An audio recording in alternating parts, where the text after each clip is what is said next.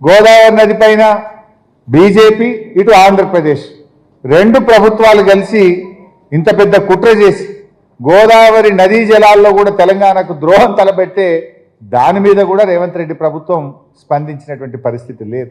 అంటే ఇలా నిధులు వాళ్ళకే, నదులు వాళ్ళకే.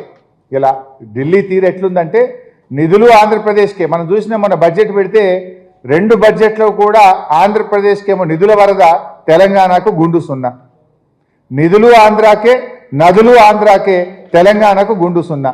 ఇది ఇవాళ ఢిల్లీ పాలకుల వైఖరి.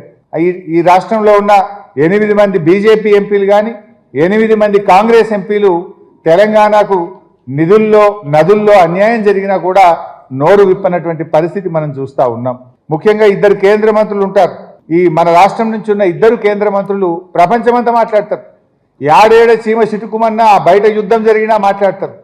కానీ తెలంగాణకు నీళ్లలో ఇంత ద్రోహం జరుగుతూ ఉంటే, తెలంగాణకు ఇంత అన్యాయం జరుగుతుంటే ఆ 2 కేంద్ర మంత్రులు మాత్రం నోరు కూడా మెదపడం లేదు.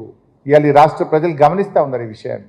గతంలో కూడా ఒకసారి మనం గుర్తు తెచ్చుకుంటే సమైక్య రాష్ట్రంలో 2 టీఎంసీల బాబ్లీ ప్రాజెక్టు కోసం చంద్రబాబు నాయుడు గారు పెద్ద పోరాటం చేసిండు మహారాష్ట్ర మీద. 2 టీఎంసీల బాబ్లీ కోసం పెద్ద పోరాటం చేసినారు ఆ రోజు.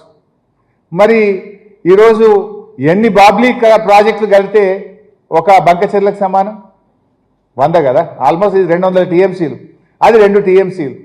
2 టీఎంసీల మన బాబ్లీ మీద అంత పోరాటం చేస్తే 200 టీఎంసీలతో అక్రమ ప్రాజెక్టు ఆంధ్రప్రదేశ్ నిర్మిస్తే ఈ రాష్ట్ర ప్రభుత్వం ఎంత పెద్ద పోరాటం చేయాలి? ఎందుకు మౌనం వహిస్తున్నారు? అంటే మీ దోస్తానాలు, మీ పాత బంధాలు ఏమన్నా ఉంటే దానికి తెలంగాణ ప్రయోజనాలు ఫనంగా పెడతారా?